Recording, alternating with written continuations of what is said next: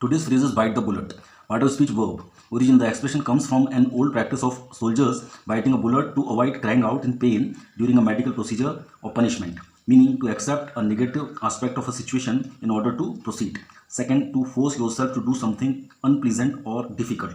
Third, to face a difficult, unpleasant or painful situation with courage. तो उसमें part of speech verb या क्रिया है और ये अभिव्यक्ति आई है मिलिट्री की एक पुरानी परंपरा से, जिसमें कि सिपाहियों को एक बुलेट चबाने के लिए दिया जाता था जबकि उनकी कोई सर्जरी हो रही हो या वो कोई पनिशमेंट को भोग रहे हों, उस परिस्थिति में दिया जाता था। तो उस स्थिति में ज़ोर से चीखने से बचने के लिए वो उस बुलेट को चबाते थे। उसी से इस एक्सप्रेशन का ओरिजिन है।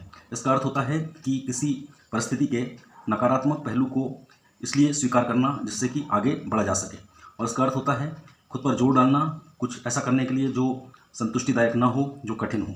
और इसका अर्थ होता है कि किसी ऐसी परिस्थिति को साहस के साथ फेस करना जो कि कठिन हो, जो संतुष्टिदायक ना हो और जो पीड़ादायक हो।